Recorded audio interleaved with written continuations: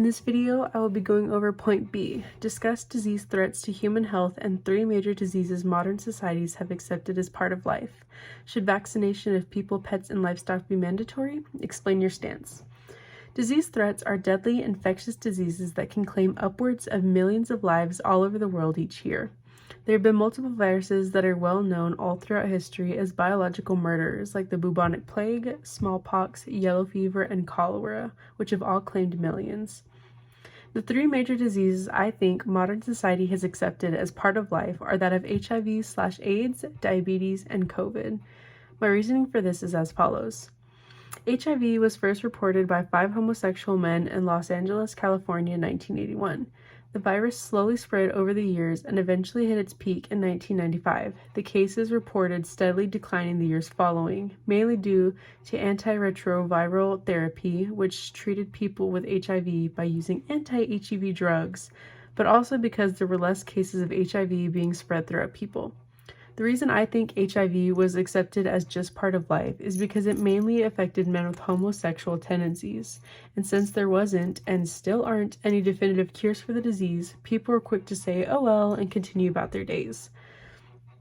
Diabetes has been around since 1550 BC, first discovered by Ayurvedic physicians noting a sweet taste to diabetic urine. As history progressed, the understanding of diabetes didn't, and without an idea of how to treat it, people who were diagnosed with the disease didn't get to live a very long life. Eventually, in the 1920s, doctors were able to link diabetes to a lack of insulin produced in the body and were able to start treating people to at least prolong their life.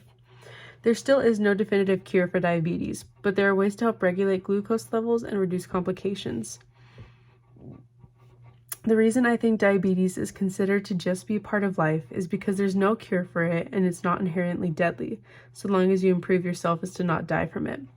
My dad has suffered from type 2 diabetes since he was about 20 years old, and I've seen firsthand how little people have cared about how it affects his day-to-day life, or have been outright ignorant to the complications that come with diabetes, such as blood vessels popping out of nowhere, a hindrance in his ability to participate in extraneous activities for prolonged periods of time, and how strict he has to keep his diet to keep himself healthy. Lastly, COVID was first discovered in late 2019 in Wuhan, China. The Centers for Disease Control and Prevention, CDC, was quick to alert citizens of the U.S. for an outbreak, but many people were dismissive of the warning since it was just in China. No one took it seriously until the first case of it was reported in Snohomish County, Washington. And suddenly, kids who were let out for spring break were now trapped in their houses and forced to do virtual school. There is no cure for COVID, but a multitude of vaccines available for an avoidance of the disease have been produced. COVID hit its peak between December of 2020 and January of 2021. The numbers since then have dwindled. The reason I think people were quick to write off COVID was the conspiracy theories behind the disease and people's personal experiences with it affecting how seriously they took it. From my own personal experience, I've lost a few people to COVID and have also heard my fair share of people writing it off as a disease made by China or our own government trying to kill U.S. citizens. But my opinion on whether vaccinations should be mandatory or not is in favor of them being mandatory, whether it be for humans, pet, or livestock.